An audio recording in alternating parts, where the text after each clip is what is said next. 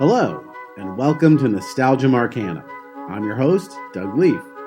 Each episode of this podcast, we'll look back on the movies, TV, games, people, and phenomena that we still love talking about all these years later, and ask ourselves why these bits of pop culture still enchant us today.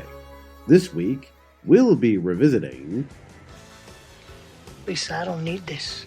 I swear to God, I do not need this right now, okay? I got a judge that's just aching to throw me in jail.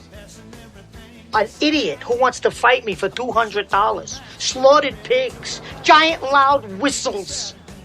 I ain't slept in 5 days. I got no money. A dress code problem. And a little murder case, which in the balance holds the lives of 2 innocent kids. Not to mention your biological clock, my career, your life, our marriage, and let me see, what else could we pile on? Is there any more shit we could pile on to the top of the outcome of this case?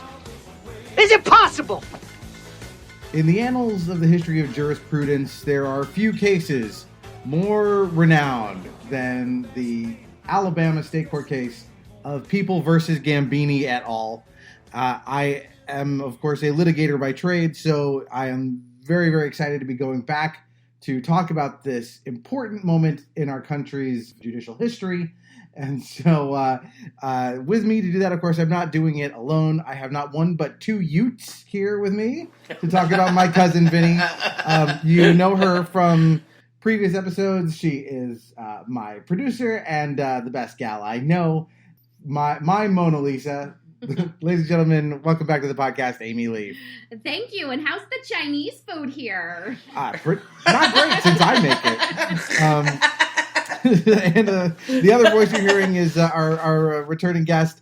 You know him from many of our past episodes now, including The Golden Girls and Masters of the Universe and Adventures in Babysitting. Welcome back to the podcast, Ryan Merlo. Hello, and my biological clock is ticking right now. I can hear it from here. Can you hear it from there? So as you can tell, all of us have a fondness for this movie. Ryan, this one was your pick, so tell us why you wanted to do My Cousin Vinny. What are you nostalgic for about this one? Well, I feel like the fish out of water, quote-unquote, scenario is used so many times, right? I mean, we can in that era, you have Beverly Hills Cop, you have City Slickers, you have Back to the Future. You got a bunch of those movies where you just have a fish out of water. And what I love about My Cousin Vinny is it is a fish out of water comedy. However, the comedy doesn't come from the actual scenario. The comedy in this movie comes from the characters and the acting. And I think that that's intrinsic to this genre. And I think that that has pretty much made this, 25 years, 30 years out? It remains a mainstay in so many people's top 10 lists. Yeah, this is definitely a movie that, I remember, when you're watching TV on, TNT or TBS, they're going to rerun this one 1,000 times. And it's the kind of movie that, when you happen upon it, you're just going to watch it all the way to the end every time. Amy, I'll pose the same question to you. Do you have any nostalgic memories of watching My Cousin Vinny? I do. I remember this being a movie that was popular in my family. My cousins and I loved it. We would quote scenes from it together. So it was just this family love movie. I don't have memories seeing it in the theater. I don't I just don't have that. I don't know that I did. But it's remained a movie for me that it's one of those movies that all other comedy movies are stacked up against because it just hits so many of the different the acting, the storyline, all of the things it ticks for me. And I think the main tick that it ticks is the person you're unexpected comes in and saves the day. So I always love stories like that. I mean, the last 20 minutes of that movie are cinematic gold, in my opinion. Comedic, cinematic. Comedic gold. And Marisa Tomei like she just well, we probably could get to this later, but she won the Oscar and for I think Best Supporting Actress, and that's not common in comedies. Usually comedies don't win acting, but she deserved it like no other. I mean, that was a performance that could be studied at Juilliard, in my opinion. I think it's just amazing. She did such a great job. Yeah, and there was a backlash against that at the time. I remember people sort of going like, really? She gets the Oscar for this super broad character? But going back to watch it, it's like, it is, she absolutely deserves it. Because her and the whole ensemble, who are all excellent to a man or woman, there is so much of the fine tuning that goes into like the machine that is comedy. Like every little acting choice from every character, like no matter how subtle it is or how broad it is, it's that thing where it's like it has to be perfectly timed and perfectly executed. Like every little gesture and facial movement and stuff, and everyone in this movie is firing on all cylinders that way, especially her. Yeah. Yeah. The body humor, like too, from her. Her facial expressions too. I mean, it's like, oh my God. I mean, that when I said the biological clock, that whole monologue, her face, and you just felt like like a woman whose biological clock is ticking, wants to get married and wants to have a child. I mean, it was like, and just her face is just, the subtleties of her acting performance, I think, are what made it so memorable. Yeah, and she is a wonderful actress in this. As far as my nostalgic memories of it go, I didn't see it in the theater, but I remember watching a lot of legal dramas and with rare exception comedies in the 90s. Like in my teens, I remember watching a ton of Law and Order and like The Practice. And then when it came to movies, it was stuff like this or Inherit the Wind or A Few Good Men. Like there's so many great courtroom stories. I mostly can't watch any of them now that I'm an actual practicing attorney because my suspension of belief is constantly getting kicked in the nuts when I watch it, and it makes it impossible. But this one is, if you go and like read like things that are written and said about it by attorneys and judges. Yes, I read the same thing. Yeah, like I know exactly what you're going to say. Yeah, they all cite this as like, this is actually pretty good. Because a big part of it, as the judge in it points out, like a lot of it's about procedure and the accuracy. Yeah, I read the same things about how this held up, like as far as a legal court, the legalities and the motions and all that type of stuff were very, very, very. Were not, didn't go too far from the truth. We're pretty accurate. Yeah, they take a few shortcuts here and there, but in service of the plot and stuff. But by and large, most of it plays out fairly well and holds up. And my favorite quote about it, and I forget which of the many legal luminaries they quoted for this.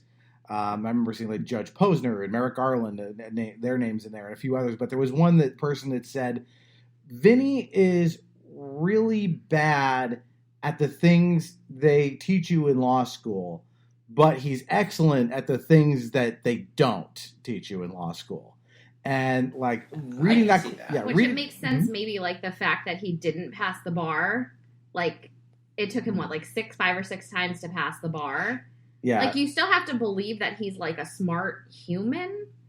That like I had trouble like kind of marrying like, how is he so good at this and yet like wasn't able to pass the bar. Maybe it's like because he wasn't good at the things that they were teaching. Yeah, he didn't know any of the a lot of the legal details, but what he has is this grade A bullshit detector, which of course is important to have as an attorney.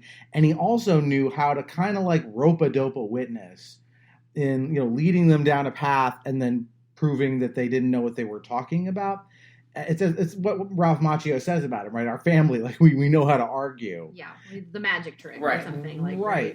That was it. Right. Yeah, but we'll get to that scene. But like all of the stuff he does, it's like, yeah, this is like a master class in cross examination. Like all of those things he does really, really well. And that's what makes the movie so delightful is, you want him to succeed despite the lack of being book smart. In fact, the thing you pointed out about he failed the bar 6 times, that was the inspiration for the movie. The screenwriter met a guy or heard about a guy who had failed the bar 13 times and then passed it. And he was wondering to himself, what would it be like to be that guy's client? So. Yeah, I mean, but and another thing that I love about his character is he is so real. He has those insecurities. He has, I mean, I would think when you're going for your first case, oh my gosh, and especially it being a murder case, you're going to have so many insecurities. I can't even imagine, especially not passing the bar and having a hard time. But at the end of the day, he has such a good heart. And I feel like there's not an antagonist in this movie. Everyone is kind of other than the people who shot the guys at the Sack of Suds, who we never meet, you don't really, who you never meet, right? So it's really, that's another cool thing about the movie is there's really there's really no antagonist. It's all positive people that are real and have real, are jaded but real, and I love that. I love that part of it. Yeah, like in a lesser movie, the prosecutor would be playing dirty tricks and stuff, or the judge would be making these irrational rulings and things. And he makes a few, but not on the evidence. Throwing him in jail over and over again was a bit much. But there's no. Right. You're right. It's like it's so not mean spirited of a movie that it's hard really not to love. Yeah. Yeah, I love. That's one of my favorite parts of the movie. That there isn't that bad guy that's so pervasive in so many other movies. Even the prosecutor, he's a pretty really nice guy, and he, I think, wanted to do. I mean, the second that he found out that, oh my gosh, I have the wrong person, I'm gonna drop all charges. There's no games going on here. So I liked that. Yeah. Any other thoughts, Aim, before we kind of get into the play-by-play? No, let's go for it. All right, so this movie is exceedingly efficient. It was something I noticed. The screenwriting is incredibly tight, and the directing is tight, and they don't waste any time. Because this opening of the movie is they're in the car, they go to buy something at the Sack of Suds, they get arrested, they're in jail. He makes this semi-confession that he doesn't mean to by talking Italian. and then he's like, oh, I shot the clerk? I shot the clerk? Yeah. I'll be doing all the scenes from the movie. There we go. Spoiler alert, she's got a very good Marisa Tomei, so we're going to hear that. Ooh, sure. I can't wait. Yeah, and then he makes the phone call to tell his mom he's in Wazoo, Alabama. And is that a real city? I didn't look it up. But then that's it. They call Vinny, and we see him in the car on his way. Again, something like 10 minutes. It's very, very fast to get to the predicament. Yes. And I love that he takes the case right away. He takes the case. He calls them and he's there. That goes into the whole heart of the movie. He may not have the training. He doesn't care. He just jumps in the car. The fiance jumps in the car too, and they show up. Yeah, days later. We don't even find out what they were doing before they came. I would think that there probably would be a version of this movie where we saw a scene back, in New York or New Jersey or whatever, where they're hanging out. As a family dinner or something before they leave on this road trip to introduce all these characters. No, they're just, this is it. I read that there was some footage of the mother, because they never explained why the parents didn't come down to support the case in the trial, and they scrapped it because it was just too much backstory. And then they had a version where the mother had a heart attack, and then and that's why she couldn't come down or something. But it was just. And that talks to more about what you're talking to about the pacing of the movie. They don't waste any time. There's no scenes that don't belong in the movie, and I think they did a really good editing job on it because there's nothing in there that doesn't belong in there. Yeah, it's almost weird because he's so supportive of Vinny is here to support his family. That's why he does it. He obviously drops whatever he's doing and comes. It never comes up in the trial. At no point does he ever say, "This is my relative who's on trial for murder," or the prosecutor doesn't say, well, of course he's biased, it's his cousin. Yeah, I mean, it never comes up. That's kind of a question mark. Like, is that, like, ethically, like, for your legal procedure? I'm happy to answer these questions, yeah. Like, are you really allowed to represent, or would that be a conflict of interest? No, it's not a conflict of interest to represent a relative. Okay. It would be a conflict. Go ahead. How about having your girlfriend, like, be the expert on the witness stand? Would that be? I feel like that might be a little bit more morally. They established that she was a good. They Vodire her, they do. It's not a conflict of interest to have to do that. You are opening the door to being criticized on that front, but it does. It's not like something you can't do it. You can, but of course, again, there's a line of attack there for them to use. Yeah. But gotcha. It's so cute how, like, proud of her. Like, I know we're going to get to that scene, like, later. But he's like, it's the best scene in the movie. So, answer your question. Like, he's so proud of it. It's so cute. Yeah. Oh, he loves it. Yeah. And it's a great part. The best part. Yeah, and they waste no time on the, like, fish out of water stuff, like you said, because they drive into town. They're listening to maybe the worst song I've ever heard. I don't know what it is. I don't remember that. But it is awful. And they get out of the car, and what is what does she say? You stick out like a sore thumb. Oh yeah. Oh yeah. You blend. Yeah. That's like one of her lines. Yeah. What? Nothing. You stick out like a sore thumb around here. Me? What about you? I fit in better than you. At least I'm wearing cowboy boots. Oh, yeah, you blend. I bet the Chinese food here is terrible. I don't see anything out of whack under there. It feels like the wheels went out of balance right after we hit that mud. Nah, that's not it. I think you should put it on a rack and take a look. What's wrong? What? What's the problem? Nothing. The car was shimmying on the highway a little bit. Yeah, you got mud in your tires. I got mud in my tires? Mm-hmm. Let me ask you a question. How do you get mud into the tires? Oh, no, you see, that's just a figure of speech. See, the mud gets around the inside of the wheel, throws the balance off. You ever hear that? Mud in the tires? No. She never heard it. She knows everything about cars. Now, see, down here, everybody gets stuck in the mud every now and then. Yeah, we're famous for our mud. Famous for your mud? How's your Chinese food?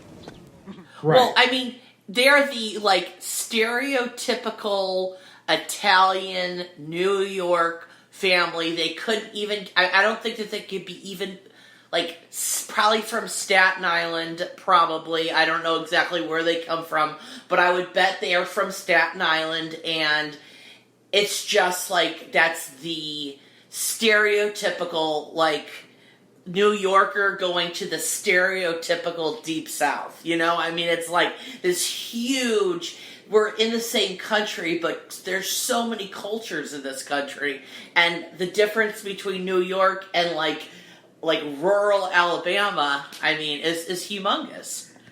Yeah, I agree with that. But what's nice about it is, again, the movie's not mean-spirited. It's like they're incompatible with the South, and the South is incompatible with them, but neither one is portrayed as, like, bad. The worst they kind of do is imply that, like, oh, well, maybe because they're in the rural South, they're not as sophisticated. But nothing in the movie actually bears that out, right? The trial is fair from beginning to end. So, absolutely. And they get a fair shake. So, yeah. And so then we have this scene in the prison where they go to meet Vinny for the first time, or Ralph Macchio's asleep, so the other guy meets Vinny. A few points on this. I just wanted to note it's a real prison, the set they're using, and the extras are real prisoners. Oh, really? Yeah. Yep. I did not know that. Oh, interesting. I think the prison guards are also not actors. So they used what they had. Very compliant prisoners. Really? And those jumpsuits, they looked like real jumpsuits from probably like a prison farm.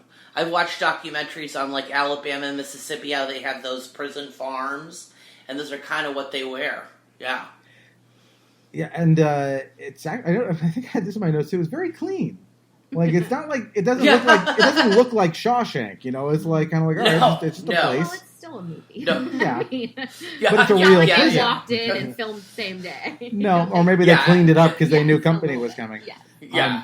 It was a couple more years before Oz kind of got up and running and showed us what the true prison life was Yeah. in a theatrical Okay, way. I have another. This is probably a really stupid question, and I apologize for how naive I am. But like, is that where you go when you're going on court? You go to like an actual prison. You don't have like a separate No, you usually jail. go to jail. Like a, you usually go to isn't jail. there a difference between like a prison and a jail? Absolutely. No, jail Yeah. is where you would be held pending your trial. Right. And if you were Yeah. convicted, then prison is like, Yeah. okay, now you're going here. So did they not address that, or maybe they did? It might be I a don't separate, remember. for all I know, it's a separate wing within the same building. It doesn't really matter. I guess it doesn't matter. I Yeah. was just asking for legal.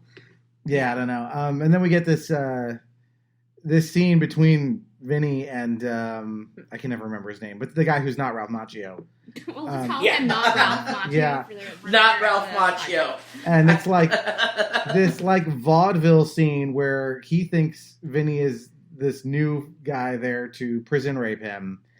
And Yes, yes. and so like it's all innuendo, and it goes on pretty long. Yeah, it's such a well-written scene. I don't want to do this. Hey, I don't blame you. If I was in your situation, I'd want to get through this whole thing as quickly and with as little pain as possible. So, let's try our best to make it a simple in-and-out procedure. What's the matter? Relax.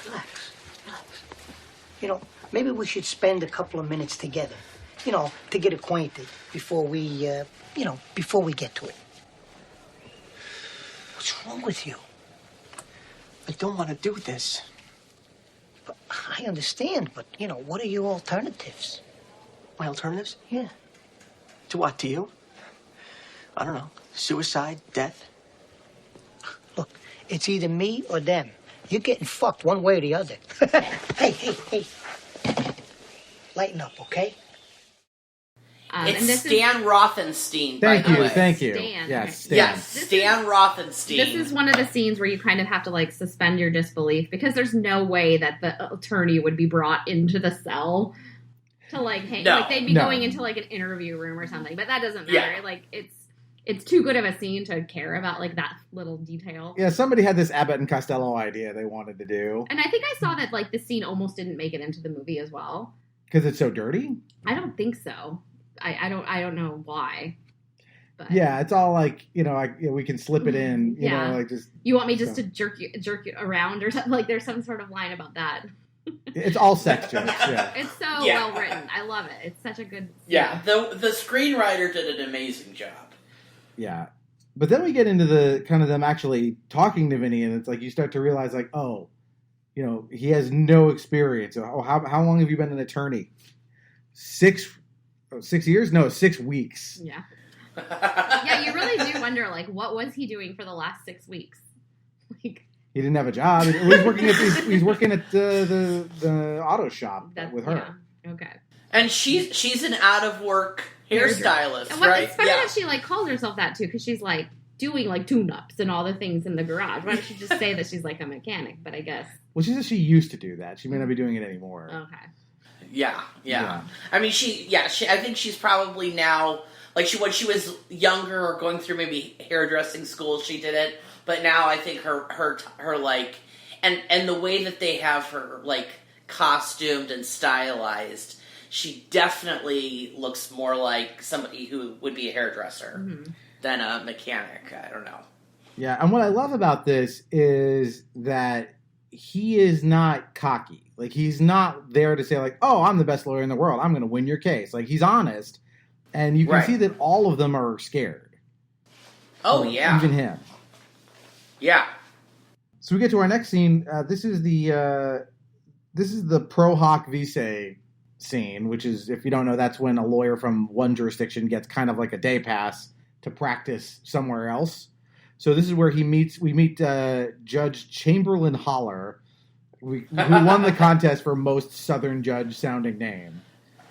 Yes. Yes. And he's played by Fred Munster. Yeah, he's Who amazing. is, I think it's his last role. I think he might have died before the movie even came out.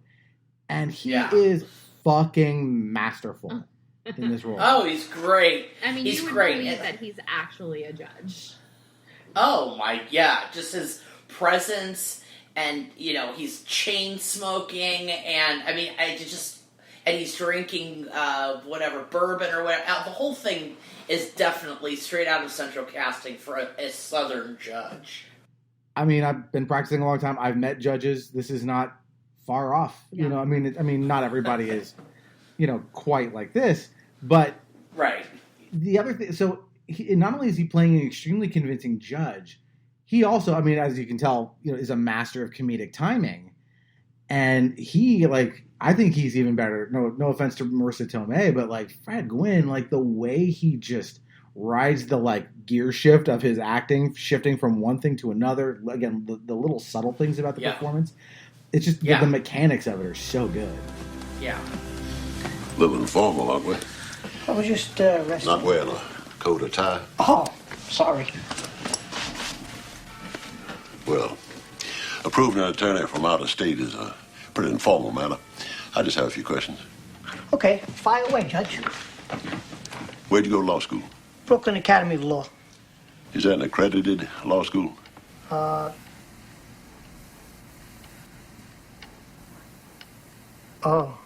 Yes. How long you been practicing? Oh, about almost 16 years. Any murder cases? Lots of, quite a few, yes. What was the outcome? Win some, lose some. This is not the forum to be cavalier. Oh, of course. Now, let me see. Most recently, I had an axe murder, which I won on the grounds of temporary insanity. You want to hear the facts of the case? No. What else? Let me see, what else? You ever heard of the Son of Sam? The fellow who received orders to kill from a dog? That one. You defended him? Well, no, not exactly. I defended the first guy they arrested. And he was found innocent and set free. And they caught the real guy. I mean, the acting, that's what I was saying. The characters in this movie make it as opposed to the scenario of the movie. It was character driven, not scenario driven, in my opinion. So yeah, that's what I love. The writing and the acting for me. Yeah, But just amazing. This is Vinny's biggest unforced error of the movie, because this is where he lies to the judge. Yes. To get this, license to practice, or temporary license to practice in Mississippi, where they are, or Alabama, wherever it is, because he says he's been practicing for 16 years. That he represented not the Son of Sam killer, but the first guy that they thought was the Son of Sam killer. Yes, I love that. That's just a great it's a great lie because it's so detailed.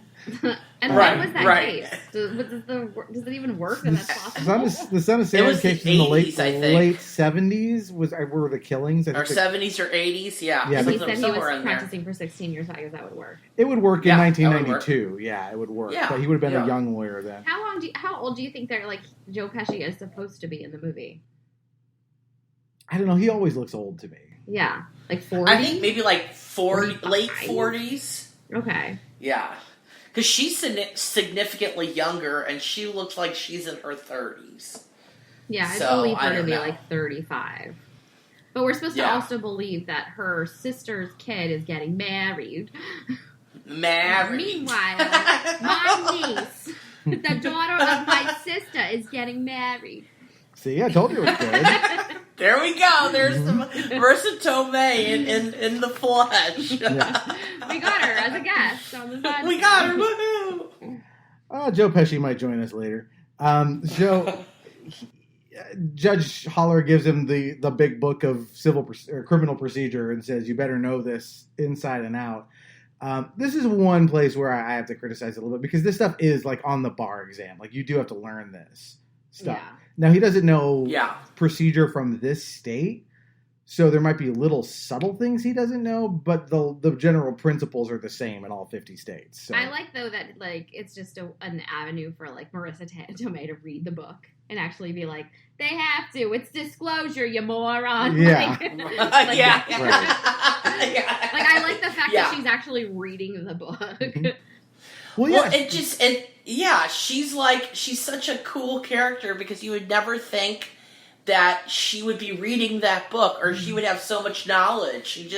I just love her. Well, she's underestimated at every turn. So is he, but that's turn, both of their kind of arc in the movie, and they underestimate each other as well. But they're there to be as brash as they are. They're very supportive, which again feeds back. to they're that. a team. Yeah, they're a team. When she goes and wins the money from the pool, he automatically is like, all right, we're gonna go down there and we're gonna get your money back. From the pool game that she wins the money. Right. She's supporting him with, she's always asking him, what can I do? How can I help? She called at the end of the movie, Jerry Gallo and Jerry Callow. Mm-hmm. I mean, that was her doing, so. Yeah, she definitely helped him out. Yeah, and that feeds right into our next scene, which is them at the motel, and the song playing in the background is Tammy Wynette's Stand By Your Man.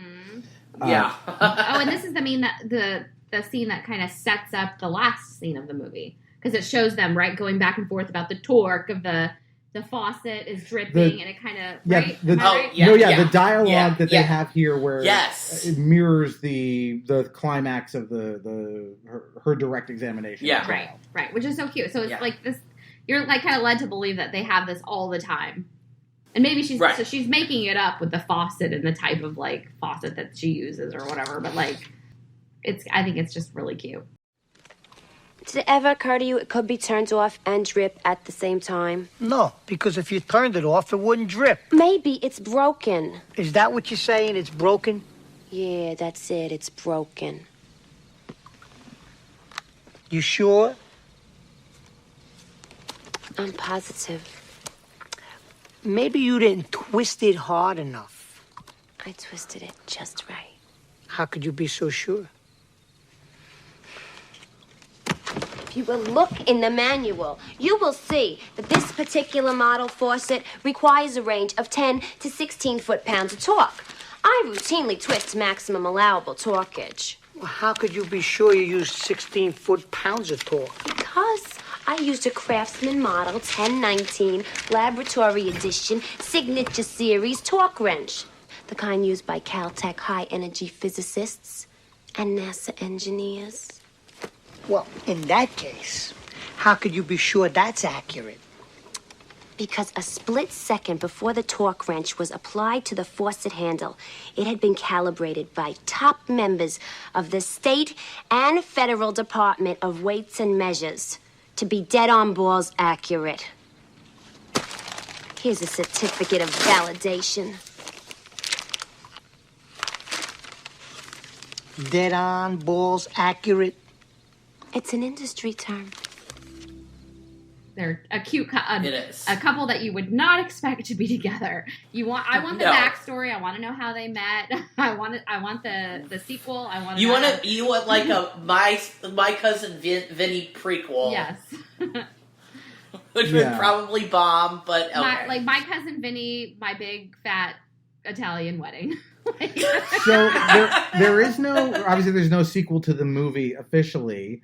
There were some ideas kicked around and it never happened. There are some novels that were written featuring these characters. I didn't know that. Yep. And in the novels, who would write that? I don't know, but apparently in the novels, he continues to be an attorney, and she basically works as his assistant / investigator. Oh, that makes sense. So she solves everything. She helps solve everything. Yeah. So they've kept that through line through whoever wrote those. I'm sure that's garbage. Yeah. And then we get to this. Well, hey, look at what E.L. James did with fan fiction from Twilight. I mean, true. some of these fan fictions, they turn into something. I wrote fan fiction once. I'm not even joking. What? That doesn't surprise me at all. I will give you guys one guess on what it was about. One guess God. each. Rob Thomas? 100%. That was my guess. Was that right? It wasn't that. It was about one of the other guys in the band. What? Not even the hot lead singer? There were other people in the band. It was called Tangled Webs. Oh my God. Do you still have it? I don't know. I can probably find it. Oh my god, you gotta Was find it it and make like- sure the kids never see it. No, it wasn't like a sex story. Oh, well. It was about how the this is such a tangent. I don't care. This is what the podcast is about now. Hilarious. This is It was hilarious. about the guitarist.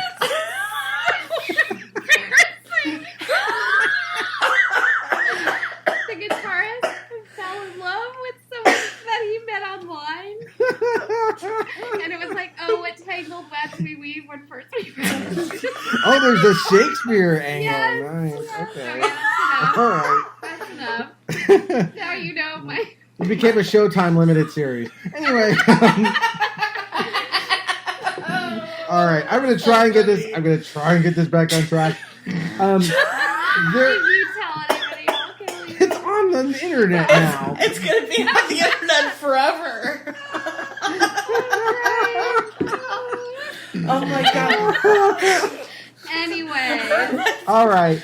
So they're at the motel, and we start. This starts a great running gag in the movie, which is that he is, no matter where they stay, they are woken up at the crack of dawn by some god awful loud noise. There's nowhere in this city that is safe to sleep because Buddy, like, Was it the pigs the first time? no, the first time think I it have it was in my pigs. notes. It's the sawmill, the loud whistle from the sawmill. Oh, that that's come up. right. That's right. Okay, and then the pigs. Yeah, and I think I may have skipped this. I can't remember where we. Oh no, I'm sorry. This comes later. So they go to get breakfast. She is wearing an outfit that's straight out of Beetlejuice. Oh, the breakfast scene. Yeah. Wait, we have to stop on the breakfast scene for a second. Okay. The menu at Yes. the restaurant. Just breakfast, lunch, and And they're dinner. just like showing them like, I don't know. I guess I'll get the breakfast. Yeah. Yeah. They're sweet about And it. the lard is like Oh yeah. Well, that slopped sets up the on whole like how Grits. long it takes you to cook grits. Everything in Yeah. this movie like leads to another Yeah. part of the movie. Yeah, and what I love about Absolutely. that, this is what the thing I was going to point out, which is that this sets up the grits thing later because he's now learned about it. But what I love what it says about his character is that he, despite again being kind of abrasive, he's very curious. Like he's cross-examining this guy. Like, oh, tell me more about grits. What are they made of? How do you make them? And Like, it's not it's sincere. It's not like Yeah.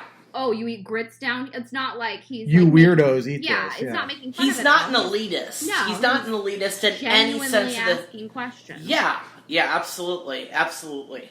Right. And so then we get to our first day in court, and this is the arraignment, where I don't know how he botches this, but it's pretty amazing. Again, the judge literally is like, all you have to do is say whether he's entering a plea of guilty or not guilty. And he's trying to argue with the judge to get out of the case. He's sitting on the table. He's obviously not dressed per the rules of decorum. Like he flunks this pretty hard to the point where he ends up being taken into custody. How do your clients plead? My clients are caught completely by surprise.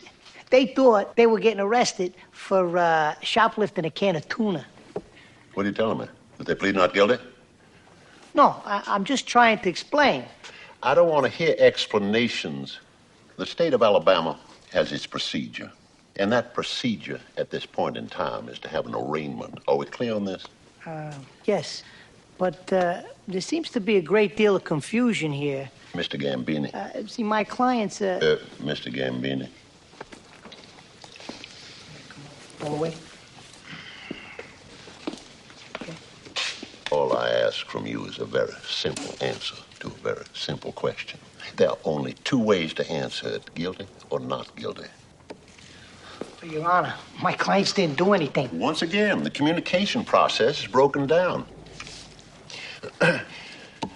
It appears to me that you want to skip the arraignment process, go directly to trial, skip that, and get a dismissal. Well, I'm not about to revamp the entire judicial process just because you find yourself in the unique position of defending clients who say they didn't do it. Now, next words out of your mouth are either going to be guilty or not guilty. And it causes Stan to start thinking, maybe this is not the right person to basically represent me. Which is a perfectly reasonable thought to have based on this presentation. Absolutely, at that point, yes. Yeah, and we also meet Jim Trotter, the prosecutor, and he's not, like, smug about what's happening. Like, he seems to just be sort of genuinely perplexed, as is the judge. Yeah. Getting thrown into jail, actually, at a certain point, it would they don't comment on this in the movie, but it would be almost strategically good for Joe Pesci to keep getting thrown in jail over these minor things, because it's a lot for a judge. I've never seen this happen in my entire legal career, for someone to get thrown into contempt. I've seen contempt orders happen, but it's usually a money sanction. I've never seen anyone actually get thrown in prison as a lawyer. So this is very extreme for him to do this on, like, the first day. And by doing it over and over again, you would actually lay the groundwork for an appeal should they lose, because it would show that the judge maybe was biased because he kept, just absolutely bringing down the hammer on him every time. Yeah. Anyway, legal tidbit for you during this scene. Any of you guys have any thoughts on this scene? Just how funny it is. I mean, nothing additional. Yeah. But it leads right into something you had talked about earlier, which is when he's getting released from prison, probably just, an hour or so later, however long it is, that Marisa Tomei lets him have it, because, didn't they teach you procedure? All that stuff. Okay. And then he gives that great speech about how it's like rebuilding a carburetor, right? So he learned the hard way not to follow, not because he didn't follow the rules. Okay.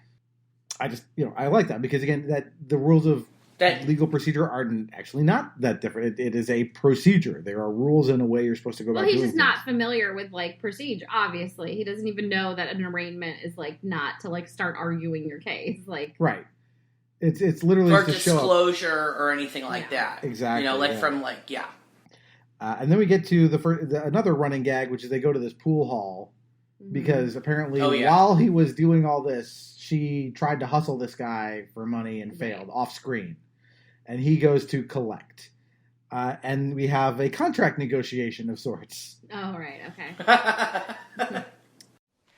I believe you and Lisa played a game of pool for $200, which she won. I'm here to collect. How about if I just kick your ass? Oh, a counter offer. That's what we lawyers, I'm a lawyer, we lawyers call that a counter offer.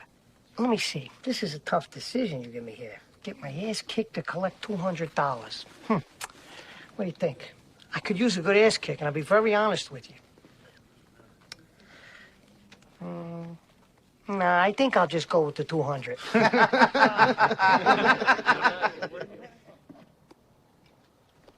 Over my dead body. You like to renegotiate as you go along, huh? Okay, then here's my counter offer. Do I have to kill you? What if I was just to kick the ever-loving shit out of you? In your dreams. Oh, no. In reality, if I was to kick the shit out of you, do I get the money?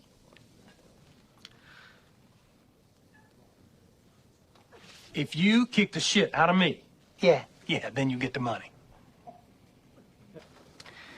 Okay, let's see if we agree on the terms. The choice now is I get my ass kicked, or option B, I kick your ass and collect the 200. I'm going with option B, kicking your ass and collecting $200. Yeah, come back with the $200. Do you have the $200?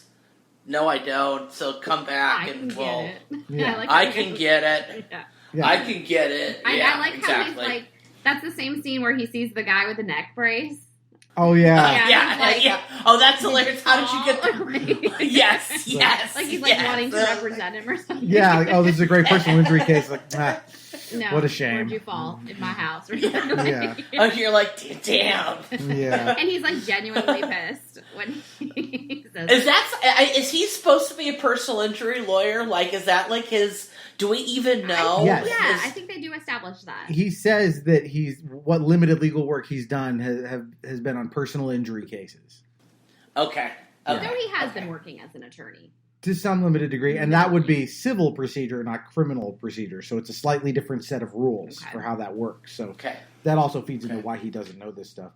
I love the way that negotiation goes down, where it's like, I have a counter offer for you, as they go back and forth on, this $200. Oh, let me see. I can have my ass kicked, or I can kick your ass and get $200. What a dilemma. And all the people in the bar are laughing. Yeah. Yeah. And this doesn't work unless the guy who, on the other end of it, is a complete weasel who clearly does not have $200. Yeah. And can't back it up. I couldn't remember who this guy was. He seemed like a memorable character actor, but I couldn't place him. Yeah. All right. I have no idea. Yeah. All right. So then we go to the kids are playing baseball in prison, and this is where Ralph Macchio tries to encourage Stan by telling him what great arguers the Gambinis are. Okay. Right. Yeah. And so then we get the. Oh, no, this is where we have the pillow talk scene, Amy, that you referred to before. That's why I was confused in my notes. Oh, did I bring it up too Yeah, soon? that's okay. This is the one where, they're having the talk about the leaking faucet. And, Yeah. Okay. And also, not just that, like, the dialogue mirrors the scene at the end of the movie, but also it's like tech talk is kind of their pillow talk. Right. It establishes her as, like, knowledgeable about things that you wouldn't expect her to be knowledgeable about. Right. So then we go. You have to make it believable that she would know some of these, like, automotive things. Yeah. And I think you need this scene. No, you have to. It can't come out of nowhere at the end of the movie. Yeah, for sure. And I also think you have to have her to be resourceful throughout the movie. Like, she's not like a total dumbass. She actually has a brain, and she has a lot of street smarts, and she's able to do things that probably most people would not be able to do. And maybe book smart's not her thing, but there's a lot of things that she does know that are very, very useful to him in the whole time he's down there. And they got really lucky that the case, like, hinged on something that she was so knowledgeable about. Yeah. Yeah, exactly. And him, too. Yeah. I mean, had he not seen the photo, right, which I know we're also going to get to, like, yeah. he obviously knew the same exact thing she did. Right, he's equally the one knowledgeable. who noticed it in the photo. Right. But he can't call himself as a witness, so he needs her.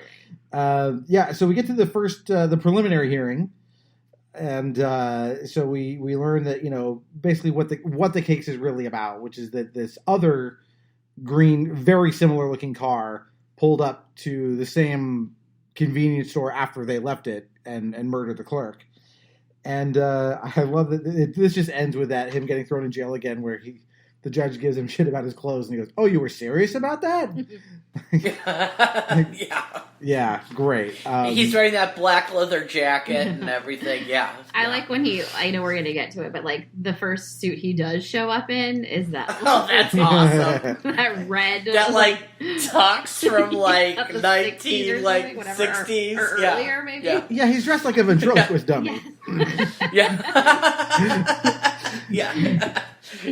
Yeah, we'll get there. So we have this scene where she says, "Oh, you're a smooth talker," after he's let out of jail, and I love the encouragement she gives him here, because he's obviously feeling low. He's fucked it up 2 days in a row, and she tells him, hey, once you're really out there and getting into it with these witnesses, you're going to be great. And I just love that. Like, again, like, the heart of this movie is always on display. Yeah. Right. And she has a lot of confidence in him. And that's awesome. Yeah. So now we have this meeting with the public defender, John Gibbons. And I love that. That was hilarious. But before we get there was this, like, subplot in the movie that, like, every time we see the prison, there are these protests about the death penalty going on outside because this guy Norton is about to be executed. And so on their way to meet with the public defender, the prison guard starts talking about, like, how the electric chair has been malfunctioning lately, and it's, like, bad for their electric bills because they had to fry this guy 3 times. It's like, it reminds me of that, like, that scene that, like, will burn into your retinas from The Green Mile, like the one you have to, like, close your eyes when it comes up. I love that that's in the background of the movie, because they don't let you forget that, like, as funny as it is, like, their lives are on the line. Like, the stakes are high. Oh, yeah. And people actually get executed in Alabama. It's not like the death penalty in like California or something like that, where you'll die in prison before you ever get executed, you know. Yeah, no, they will use that chair on him for sure. Yeah, absolutely, absolutely. And I love that. Yeah, so when we meet Gibbons, we'll find out later, of course, that he has this crippling stutter, but it's situational. It's only in court. When they meet him the first time, he seems okay. And what I read about him was he really does have a stutter. And, like, after he made the movie, he felt terrible about, like, how it was portrayed. And, like, he just had a lot of, like, regrets about doing the role at all. It reminds me a lot of, I mean, I know we're not to the scene where it happens, but it's almost like the marriage scene from The Princess Bride. Like, it's this really extreme speech impediment. It's really hard to, like, do those kinds of scenes respectfully. It works. Like, I think his scene is, like, hilarious. Maybe that's terrible of me, but it's funny. It's so funny. I think it's hilarious. Yeah. Has he done other things? Because he looks so familiar to me. My brain was telling me he's got a reasonably sized part in Short Circuit, but I didn't look it up to see if it was the same guy. Okay. But yeah, I'm not gonna, I don't have a stutter, so I can't speak to whether or not someone would find this offensive or difficult. But I will say that it is very over the top compared to what an actual, like, I've never heard a person with a stutter who sounded like this. Because it's so, I don't know if maybe going that far, putting the needle to 11 removes some of the offensiveness from it. But again, I can't speak to that. Right. Well, I actually grew up with a friend who had a stutter, and this is actually very, I would say, realistic in the sense that when they're not, like, when you're more, when you feel more under pressure and you feel anxiety, your stuttering is very, very much worse than if you're at home with just your friends and you're in a comfortable environment. So the fact that he could speak with them, with Stanley, and there wasn't a stutter then, and then he gets him up in front of all of these people and his stutter does come back, that actually is, from my experience of having a friend who stutters, that is very, very common and very, really like it is. And his stutter, I mean, my friend, I didn't think that his stutter was over the top at all, because that's exactly how my friend sounded when he was in a situation where he wasn't comfortable. The other thing that happens shortly after this introductory scene with Gibbons is Vinny telling this story about the magician. And kind of giving this analogy with a playing card. Oh, shit.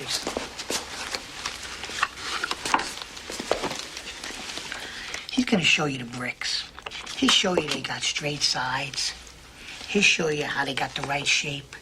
He showed them to you in a very special way, so that they appear to have everything a brick should have. But there's one thing he's not going to show you. When you look at the bricks at the right angle, they're as thin as this playing card. His whole case is an illusion, a magic trick. It has to be an illusion, because you're innocent. Nobody, I mean nobody, pulls the wool over the eyes of a Gambini, especially this one. Give me the chance. One chance. Let me question the first witness. If after that point you don't think that I'm the best man for the job, fire me then and there. I'll leave quietly. No grudges. All I ask is for that one chance. I think you should give it to me. I love that because it's a perfect analogy for what your job is as a lawyer, is to think about the other side's evidence and find ways to do what basically give life to this metaphor he's presenting. So that just resonated with me. I'm like, yeah, that's my job. That's what I do. And also when you're the person presenting the evidence, try not to show people playing cards if you know that they're not actually bricks, right? And he really did learn the trick, and he wanted to do it himself. He didn't want the person to Joe Pesci, you mean? Yeah, Joe Pesci. He didn't want the director to cut away and edit it to make it look like he really did it. It was the actual trick that he learned. He just wanted to be able to do that. Yeah, and I know we haven't really, we've been sort of generally talking about the acting and some people, we haven't really just said anything directly about how good Joe Pesci is as an actor, because, man, he has such range, because you look at this, you look at Home Alone, right, these incredibly broad comedic roles, and then you watch something like Goodfellas, And you just like, man, this guy can do anything. He's got a very, very specific vibe, but he can do so much with it. Look up and see how old he is, because I'm super curious. Don't you usually know everybody's birth years? I was off.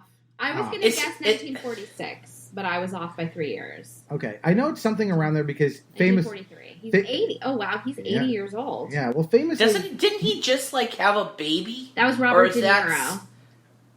Not Robert De Niro. Was it Robert De Niro that just had a baby? He just lost a son, or grandson. Well... No, life one of them evened just itself out. He also just had a baby, I think. I think it was Joe Pesci. Or no, who's the other one? Not Robert De Niro. A daughter named Tiffany, 1992. Okay. But I think you're thinking of Robert De Niro, but I could be wrong. I will look it up. All right. You're probably right. Yeah, the only thing I was going to add was, famously, he palled around with the Four Seasons.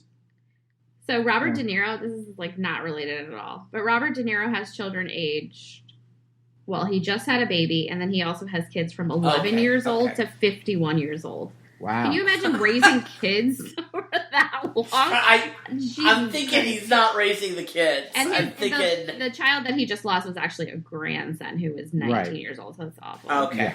Yeah. Okay, yeah, that is awful. All right, back to the comedy. Then we get the reprise of this pool hall guy, and I love yes, it's a funny scene, but it's again like underlining Vinny's bullshit detector, like his character, because they goes, "Hey, I got the money," and he goes, "Oh, well, let me see it." Yeah, and of course he susses out it's like a 20 wrapped around a bunch of ones. Yeah. Like, that is quintessential law, right? It's like, I'm not going to take this at face value. Show me. Yes. Show me up close so I can see. Yeah. Right. Yeah. So then, let's see. They get to go hunting with... Which shows like how nice like Trotter is, that he like offers him the cabin. Yeah. Like, it's just another... he's a nice Southern guy who... He's a nice guy. Oh, the deer scene, though. We have to talk about the deer scene. And with Bambi, Bambi's going up and taking a sip of water. Imagine you're a deer. Yep, deer. Go on. Imagine you're a deer. Now I gotta ask you, do you give a shit what the guy who shot you was wearing? It's so good. Yes. But, I mean, I remember that being the scene, like one of the top scenes, like not... After, like, the end courtroom scene, like, that was one of, like, the top scenes we taled about in my family. Oh, yeah. All the time. Oh, yeah. What am I going to wear? What are you gonna hunt? I don't know. He's got a lot of stuffed heads in his office. Heads? What kind of heads? I don't know. He's got a boar, a bear, a couple of deer. Whoa, you're gonna shoot a deer? I don't know. I suppose. I mean, I'm a man's man. I could go deer hunting. A sweet, innocent, harmless, leaf-eating, doe-eyed little deer. Hey, Lisa, I'm not going to go out there just to wimp out, you know? I mean, the guy will lose respect for me. Would you rather have that?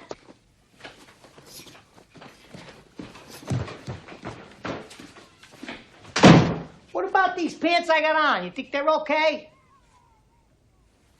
Oh! Imagine you're a deer. You're prancing along, you get thirsty, you spot a little brook, you put your little deer lips down to the cool, clear water. Bam! A fucking bullet rips off part of your head. Your brains are laying on the ground in little bloody pieces. Now I ask you, would you give a fuck what kind of pants the son of a bitch who shot you was wearing?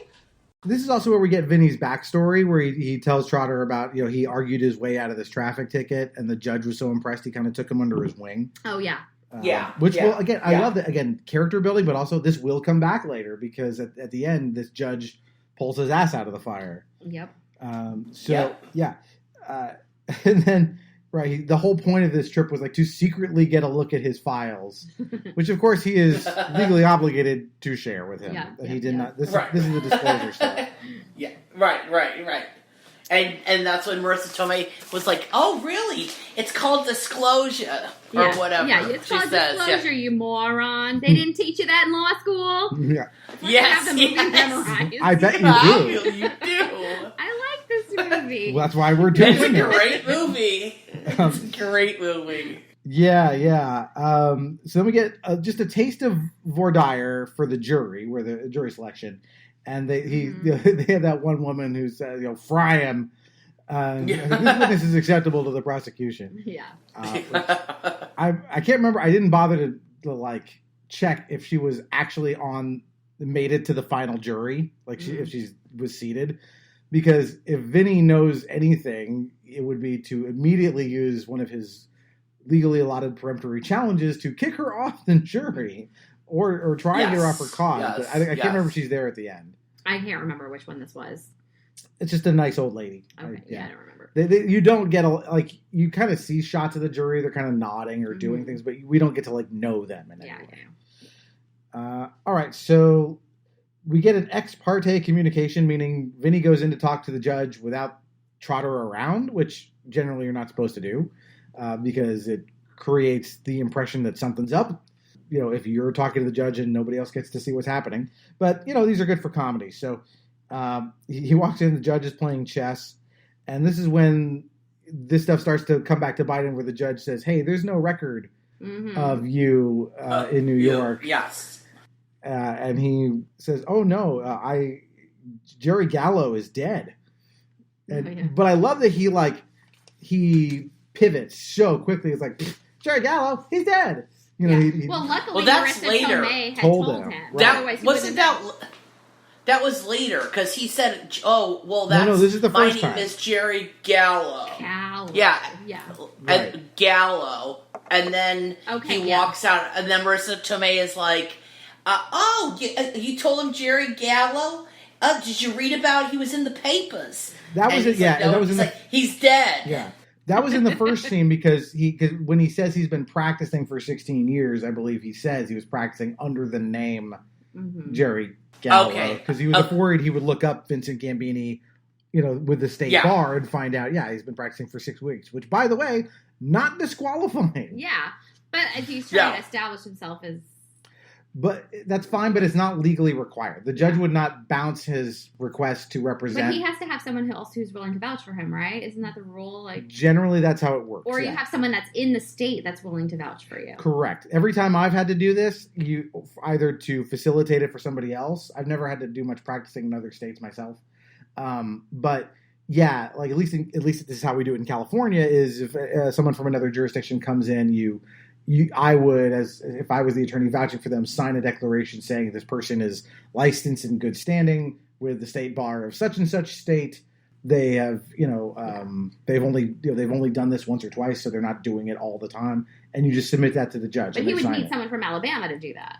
Correct. So it's weird that someone from New York is willing to vouch for him. He needs, in theory, he needs. Whatever. These are the minor procedural things, shortcuts they take.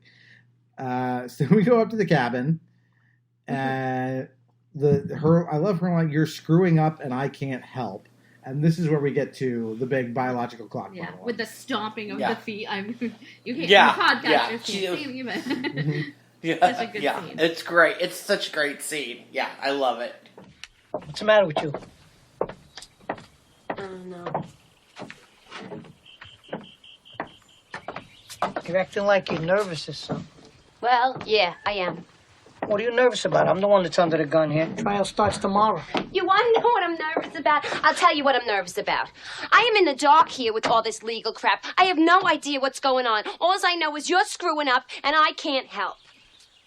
You lent me a little camera, didn't you? Oh, Vinny, I'm watching you go down in flames, and you're bringing me with you, and I can't do anything about it. And? Well, I hate to bring it up because I know you got enough pressure on you already. But we agreed to get married as soon as you won your first case. Meanwhile, 10 years later, my niece, the daughter of my sister, is getting married. My biological clock is ticking like this. And the way this case is going, I ain't never getting married. And then she says, okay, maybe it was a bad time to bring it up. Well, he unloads in a way that is he basically lays it all out, all of the pressures he's under. And this great crescendoing speech of what more can we add to the list? I forget exactly how he phrases it. And he stomps his foot too. Yeah. Not to mention your knock, knock, knock. biological clock. Right. And so then he goes and so then we have the scene where they're stuck in the mud. Well, first they sleep in the car because yet again, again, and the owl like wakes up. Yeah, and then they sleep in the car. Yeah, which is and like then such they a get the mud. perfect sound. That owl noise. Is holy fuck. So funny. And he walks out shooting the gun. Remember? Yeah, and he thinks he got it. He thinks he got it, and then it like looks over and then quack or like barks or whatever the owl screeches. Yeah, I don't know if that's a real owl noise. It's a real sound they make. Oh god! Yeah. And they like found a way to trick the owl because like you put a piece of meat in front of it and it swallows and then it makes the noise again. So they were able to time it exactly. Oh, that was a real owl? It was, yeah. Well, I don't know that was the owl that was making the sound. I think they recorded it later, but they got him to like turn his head at just the right. Yeah, and this is He also was nominated for a Golden Globe. The owl. And this is kind of the last. This is the last stop on that train of like noises that wake them up. So first it was like the sawmill horn, and then it's the train when we find out. Pigs. And I love that they do the train twice, and he goes like, "You said it was weird that it comes at 5." He's like, "No, it usually comes at 4." Love How does anyone in this town sleep? Right. So then they go to sleep in their car, and it rains. And she's like, "It's so romantic." Yeah, and then lightning. This is very romantic. I feel it's just like the intonations in her voice, like it's so good. Yeah, and then she's so perfect. phenomenal. And then they get stuck in the mud the next morning. Right, which is very important because the suit. Well, for two reasons. Yes, the suit, and the other because it again lays into like how this car reacts to in the mud, which will be like a major part of the revelation later. Right. Yeah. Which, if you've been stuck in the mud in Alabama, you know it. Yeah, but you know that one wheel spins and the other does nothing, and they all go. Yeah, and again, it's that like experience, that lived-in experience of like they haven't been in the South long, but they've learned about grits, they've learned about the mud, they're getting it all, and it makes them likable too. There's another thing with the mud very early when they first arrive in town. They have that talk. They talk to a cop who like says something about mud, trying to get mud out of tires. She's like, I never heard of it or something. Yeah. And so this is why he ends up in this red ventriloquist dummy suit. She says another funny line. It's like, you get the fucking suit, I'll get the fucking like. They say something really funny there because when they're running in the town. Because they have like a half an hour to like get the suit, get him to court, and do all this stuff. And they both say, I'll get the fucking suit, you get the fucking something else. I don't remember what it was, but it was really funny. He looks like a Jeff Dunham puppet. Like, you know what I mean? Like with that with that suit. I don't know. And he... Is this when he starts then questioning the witnesses and showing he's like... knowing what he's doing? Yes. In a minute, so. We have a couple things to go through before that, but it's all part of the same scene. So one, he's barely awake because of these constant... I think he falls asleep. He falls asleep during the prosecutor's opening statement. And Stan, like, kind of gives, like, a... Look at this guy. Like, I can't believe you're working with him still. The judge gives him crap about the suit, and he explains, hey, it's this or the leather, which I know you hate. Yeah. Right. And the other people are... closed or whatever. Yeah. So they're out for the flu. The whole store is out for the flu. For the flu, yes. Yeah. Mr. Gambini, are you mocking me with that outfit? Mocking you? No, I'm not mocking you, Judge. Then explain that outfit. I bought a suit. You've seen it. Now it's covered in mud. This town doesn't have a 1-hour cleaners, so I had to buy a new suit. Except that the only store you could buy a new suit in has got the flu. You get that? The whole store got the flu. So I had to get this in a second-hand store. So it's either wear the leather jacket, which I know you hate, or this. So I wore this ridiculous thing for you. You on drugs? Drugs? No, I don't take drugs. I don't like your attitude. What else is new? I'm holding you in contempt of court. Oh, there's a fucking surprise. And he gives the shortest opening statement in history by just saying everything that guy just said is bullshit. And he says, I object. Yeah, which is sustained correctly. Yes. Because he's just supposed to say what the evidence will show. He's not supposed to argue. But so stricken from the record. I love his mannerisms in the court. Yeah. Like all the little things he says. He's like, I'm done with this guy. Yeah. So then we get Gibbons' stuttering opening where he says something about like, I'm getting better. Yeah. Which is not what you want to hear when you're on trial for murder. And so we get to the first witness, Mr. Tipton. And Grits guy? no. This is the Grits guy. So this is where we get the thing about so did you sell him to the same guy who stole Jack? His beanstalk beans. Exactly. Magic So we're to imagine that the law of physics in your stove is different than anywhere else on Earth. yeah, he lays it on thick, but like I said, this is a good cross examination. It's it's pushed to the limit for comedic effect, and you would never get in a witness's face and yell at him. Are you sure about those 5 minutes? Yeah. Did you order the code red? Objection sustained. Objection sustained. Are you sure about those 5 minutes? Yeah. Yeah. Instant grits?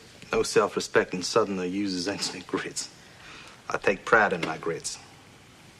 So, Mr. Tipton, how could it take you 5 minutes to cook your grits when it takes the entire grit-eating world 20 minutes?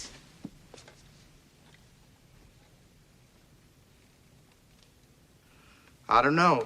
I'm a fast cook, I guess. I'm sorry, I was all the way over here. I couldn't hear you. Did you say you're a fast cook? That's it? Are we to believe that boiling water soaks into a grit faster in your kitchen than on any place on the face of the earth? I don't know. Well, perhaps the laws of physics cease to exist on your stove.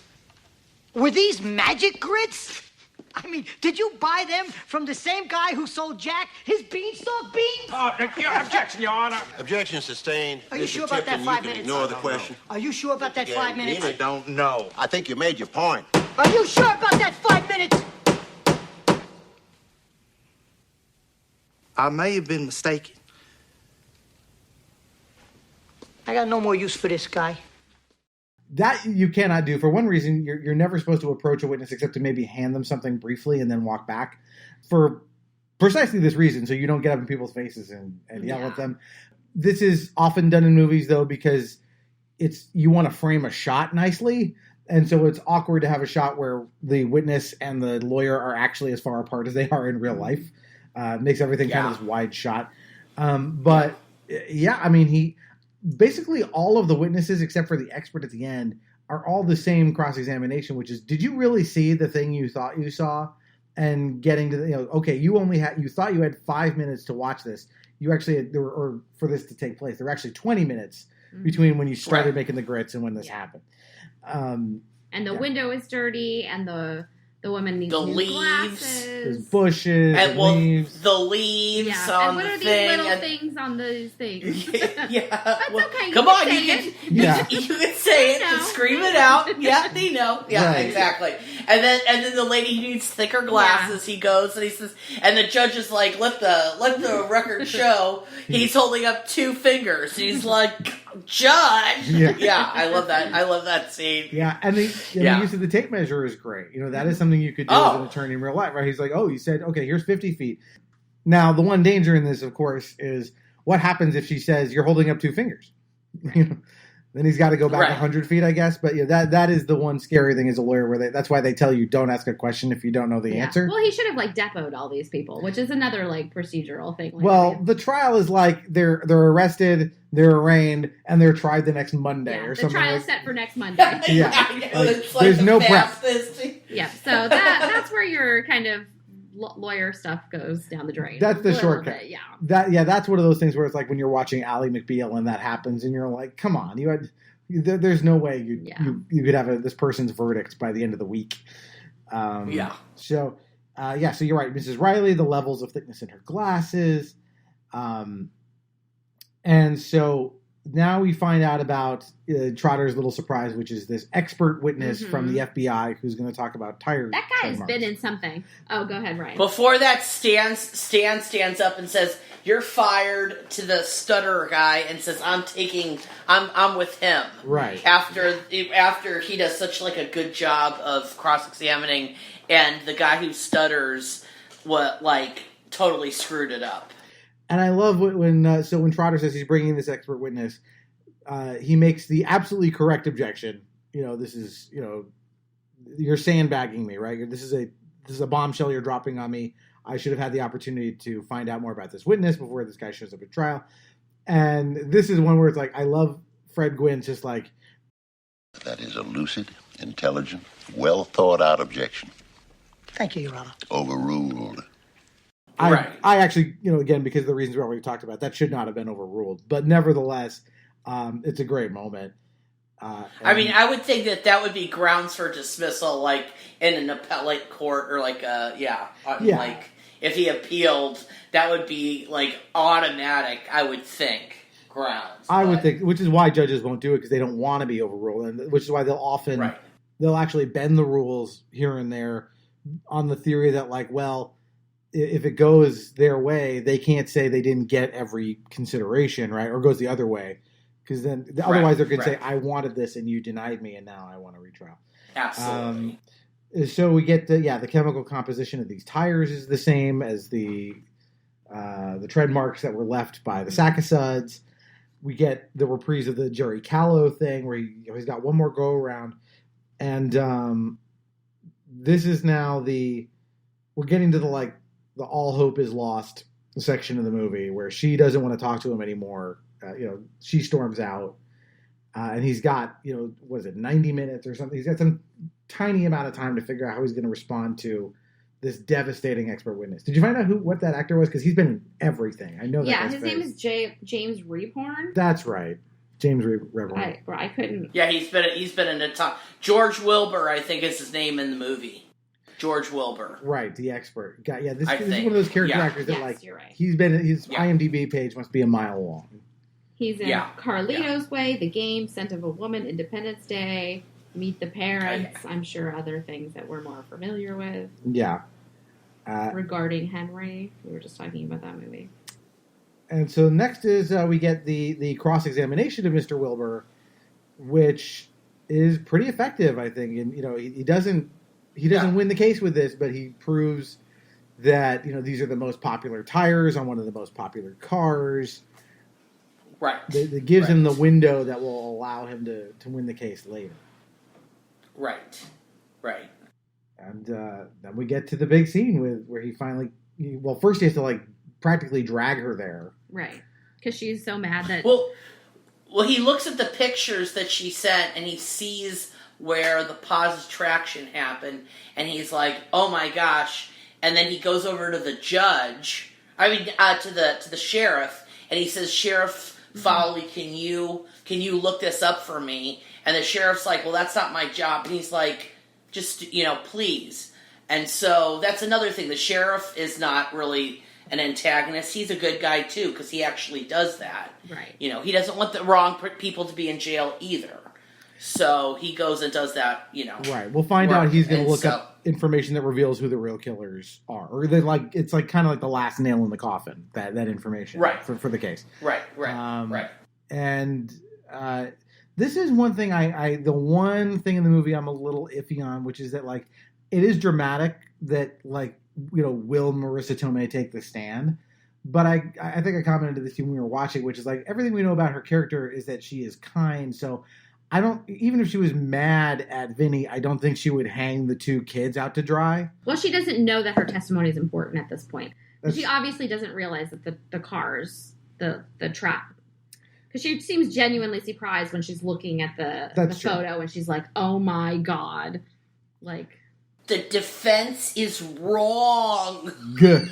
Wrong. Yeah. Good. Which never, I don't understand the phrase, the case does not hold water. What is that even? What he's saying is he's built his whole case on, it's a different, identical car. right? He's saying that, two guys with the exact same mint green Chrysler, whatever it is, right? And what she's saying, no, it's wrong. It's not a duplicate of the same car. Different. It's a very similar. It's a different. Car. Okay, I've never heard the phrase except for in this movie. Does it hold water? Holding water. Oh no, that's a phrase. Yeah. Yeah, if something holds water, that would mean it was like logically sound. Okay, I wonder where that's from. Yeah. Okay. It's probably from anything that holds water has to be structurally sound because of any little hole water will leak. So it probably comes from basket weaving. I'm guessing, but I think that probably could be where it comes from. Right. So she takes a stand, and Trotter decides to take a shot at voir-diring her. Mm-hmm. And this is the one time he seems shitty in the movie, because this feels a little bit like, oh, a girl knows something about a car. You can't know about a car if you have a vagina. Now, Ms. Vito, being an expert on general automotive knowledge, can you tell me what would the correct ignition timing be on a 1955 Bel Air Chevrolet with a 327 cubic inch engine and a 4-barrel carburetor? It's a bullshit question. Does that mean that you can't answer it? It's a bullshit question. It's impossible to answer. Impossible because you don't know the answer. Nobody could answer that question. Your Honor, I move to disqualify Ms. Vito as an expert witness. Can you answer the question? No, it is a trick question. Why is it a trick question? Watch this. Because Chevy didn't make a 327 in 55. The 327 didn't come out till 62. And it wasn't offered in the Bel Air with a 4-barrel carb till 64. However, in 1964, the correct ignition timing would be 4 degrees before top dead center. Well,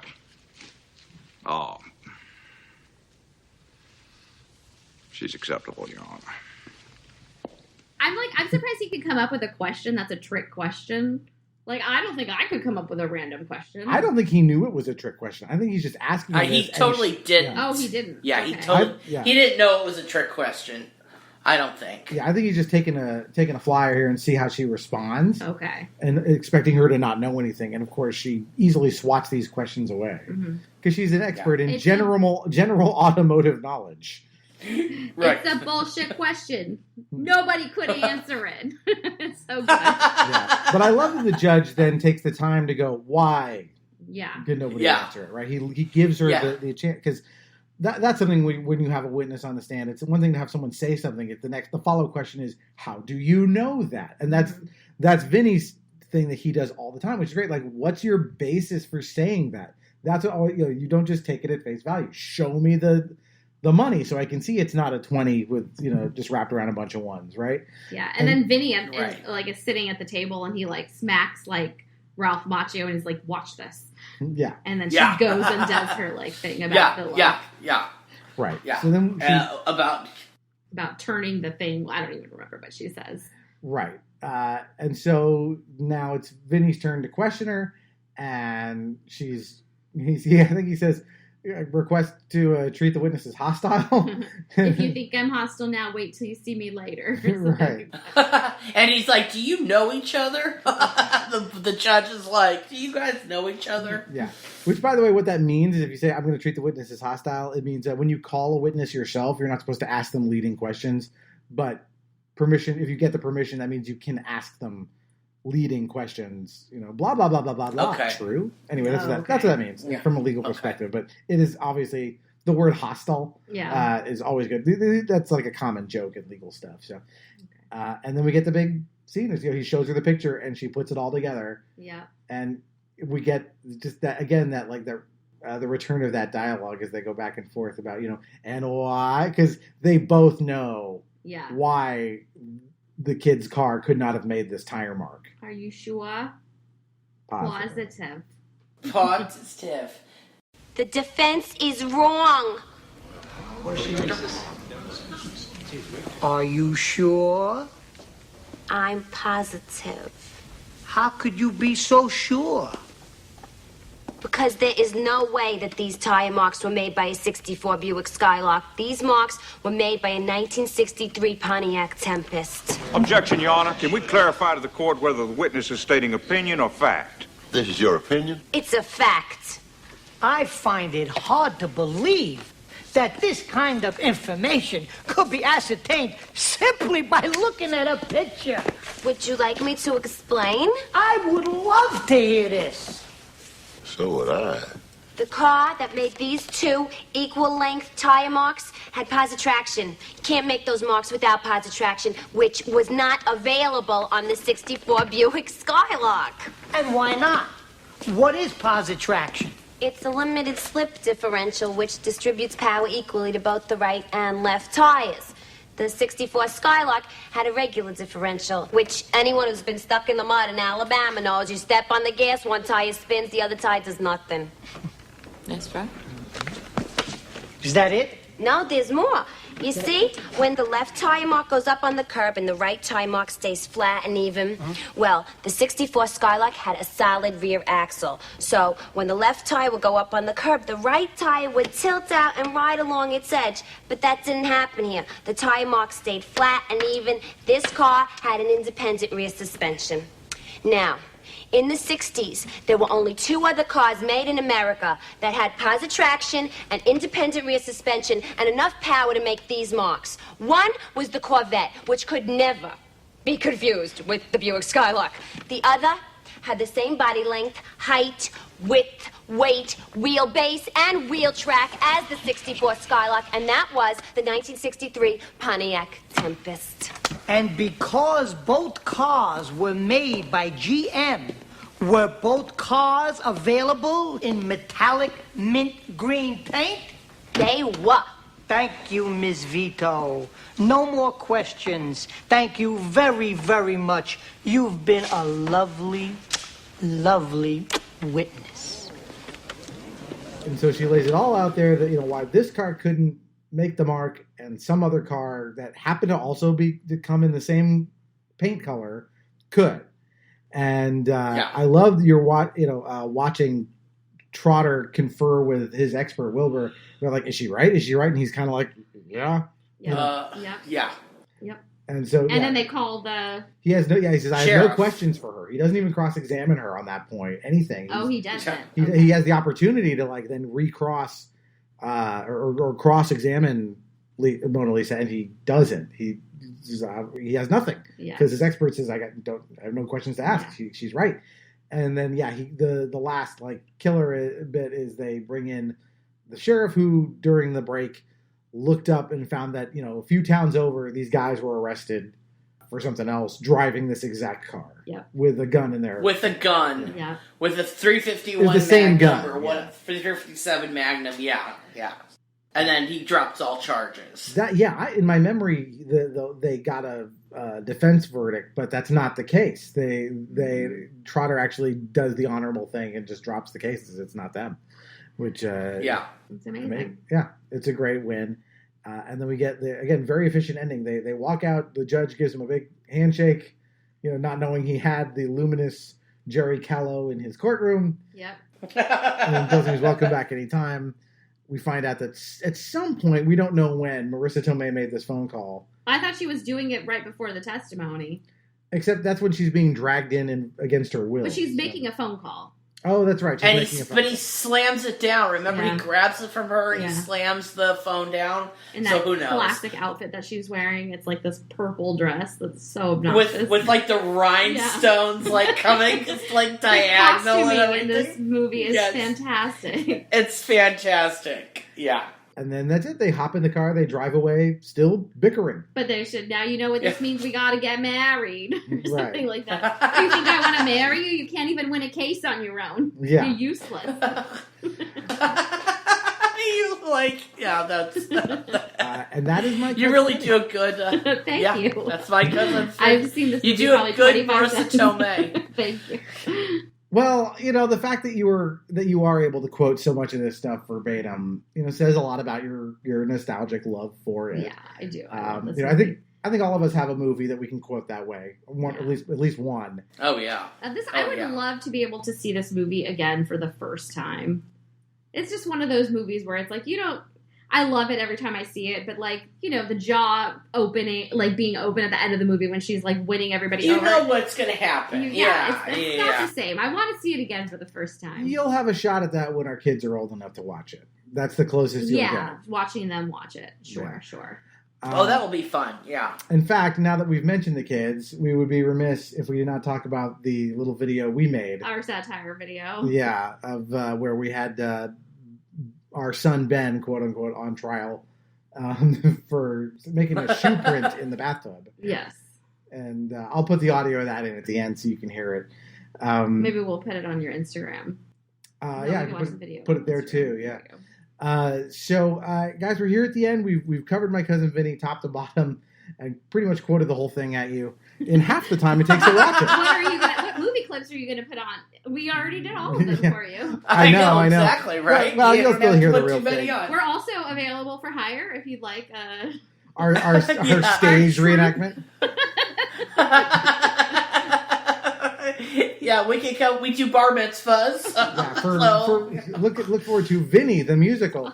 Actually, yes. I forgot to mention this. So one other random fact about this is that at some point after the movie, Joe Pesci recorded an album called Vincent Gambini Sings the Blues, or it's some name like that. And there's a song on there called Hey Cousin Vinny or Yo Cousin Vinny, and he sings as the character. That's amazing. Oh, I love it. That is amazing. I think we just found the music for this podcast.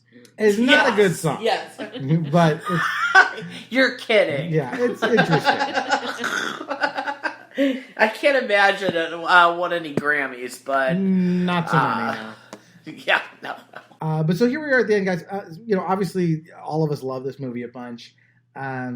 Amy, I'll ask you, why do you think that this movie is enduring? Why do people still love this? Why is it shown on TNT every day still? Because you love the characters. You fall in love with Joe Pesci and Marisa Tomei every time. I said it all before. It's just a great story. Funny movie. Yeah. The writing, everything. Yeah, it's great. It's a great movie. Yeah. Any other final thoughts, Ryan?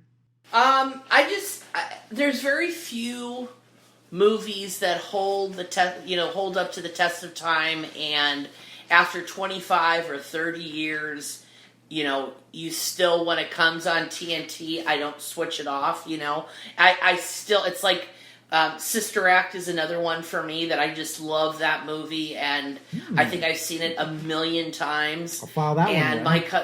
Yeah, we can do that one too. I mean, it's just one of those movies that has really aged well, and I just think it's great. And I think Marisa Tomei was, and she really didn't do very much after that, which I don't understand why, but I think she's kind of coming back now.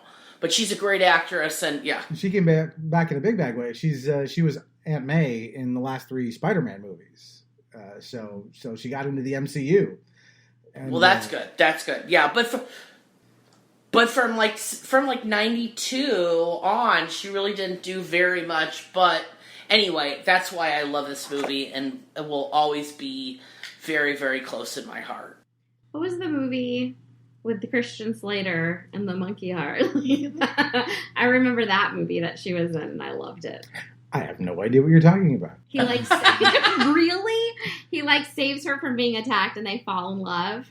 And he believes he has a monkey heart. He believes?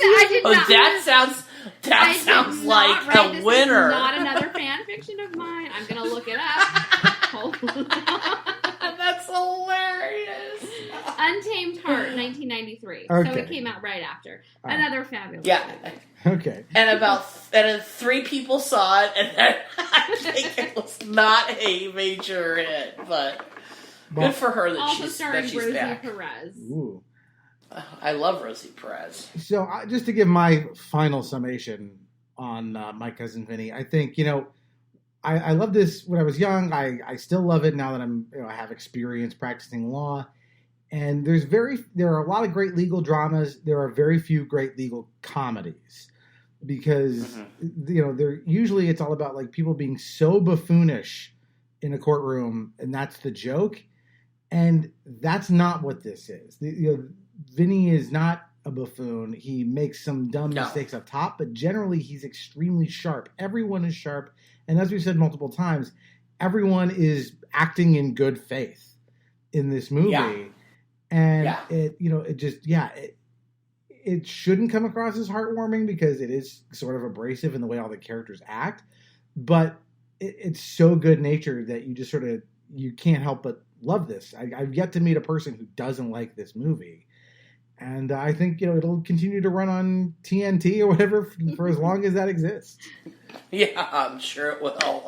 I'm sure it will. So both of you, thank you so much for guesting on this episode. It was a lot of fun, and it was a great pick.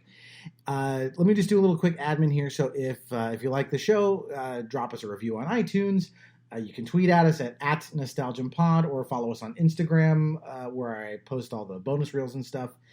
And so if you have thoughts on this episode, our other recent episodes, we just did one on Chrono Trigger, Buffy the Vampire Slayer, and before that, Terminator 2. Coming up in the batting order, assuming everything goes according to plan, is Who Framed Roger Rabbit, followed by Doom, and then Yu-Gi-Oh! And also, in the not-too-distant future, it looks like we're going to do one on the Muppet Treasure Island. Also, I've done some guest shots on other shows. So one that just came out, I was on a podcast called Fun and Games. So they have a kind of a side podcast called Side Quest. So go find that. And then in the next month or two, I'll be on an episode of a show called Tales from the Backlog, talking about The Secret of Monkey Island with Dave Jackson, who you might remember from our Pokemon episode. So look for those as well if you need to hear more of me blathering on. So guys, I think that'll do it for this one. Thanks again. It was so good to have you here. Like, you guys have such a good... I live here. Well, it was fun. Here. But I love your guys' chemistry. We've only known each other since we were in kindergarten, so hopefully... It's a good thing we have good chemistry. Yeah, very much so. All right, guys. Thank you for having us. Yes. Thank you for having us, Doug, as always. All right. Until next time, there's one more entry in the Nostalgium Arcade.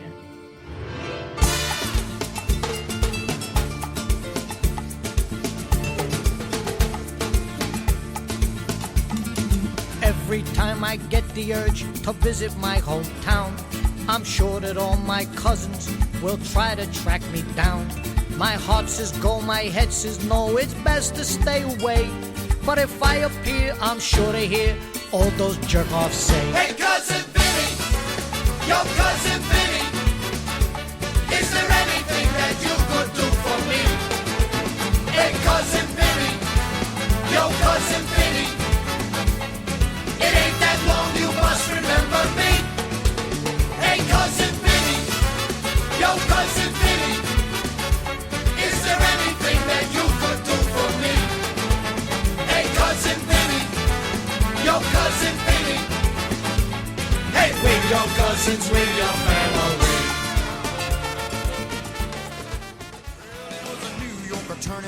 Ron, this is a photograph my fiance took in the shower of our downstairs bathroom. I'd like to submit this photograph as evidence. Did you take this photograph? You know I did. And what is it of? You know what it's of. Miss Amy, it has been argued by me, the defense, in this case, that this shoe print and nearby urine stain were the work of our 6-year-old daughter, Celeste. Can you tell, by looking at this photograph, whether this case holds water? Miss Amy, can you please answer the question? Does the defense case hold water? The defense is wrong. Are you sure? Positive. How can you be so sure? Because there is no way this print could have been made by a 6-year-old. This mark was made by a Stride Right Spider-Man sneaker, size 8. Is that your opinion? It's a fact. I can't believe this kind of information can be ascertained simply from looking at a photograph. Would you like me to explain? I would love to hear this. The shoe that made this mark had insole lighting and a hexagonal tread pattern. You can't make that mark without a hexagonal tread, which could never be confused for the square pattern available on a Carter's brand 6-year-old girl's shoe. Is that it? No, there's more. When the foot landed, the marks here indicate considerable force. There's only one reason to use that much force when stepping here, and that's to activate the insole lights, and Celeste outgrew her light-up shoes 4 months ago. Thank you, Miss Amy. No more questions. You've been a lovely, lovely witness.